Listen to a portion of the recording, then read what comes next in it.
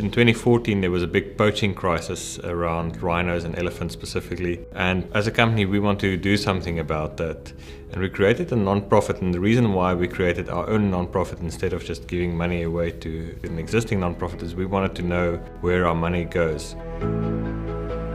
I'm Jan van Rensburg. I work for EPI-USE Global Services, and we look after multinational clients, mostly focusing on HR and payroll projects.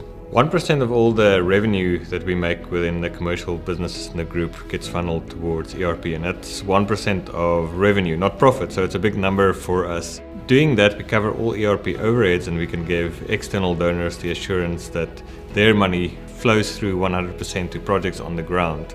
ERP stands for Elephants, Rhinos and People. We're working on elephant and rhino conservation through a poverty alleviation strategy because the two are closely linked. We found that local communities living close to the animals are the best protectors that we've got and the first line of defense. So we're working with them and giving them economic alternatives so that they've got a stake in helping to protect these animals. So we've partnered with a community in South Africa called the Barrakologari community, and they had a piece of land that they got back as part of a land redistribution program in South Africa. They decided to partner with ERP to make this a conservation land.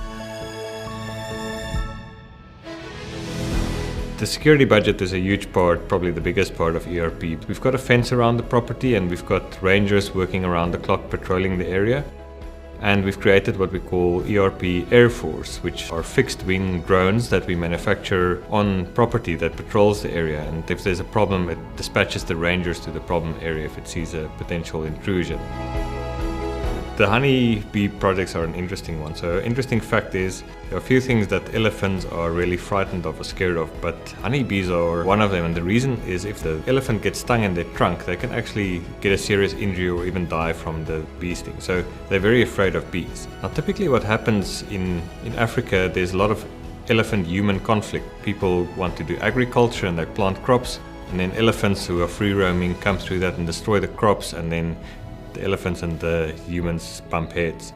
What we do is we create what we call beehive fencing projects, where we put a beehive and in between you've got a wire all around the agricultural land, and when an elephant comes and wants to get to the crops, it triggers the wire and the bees don't like it, so they start to buzz out, and as soon as the elephant hears the bees, they run away because they don't want to get near the bees.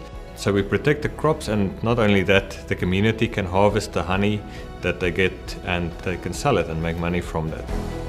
Another project that I can tell you about is Bikes for ERP. We've distributed over 700 bicycles to kids in rural areas so that they can get to school and back easier.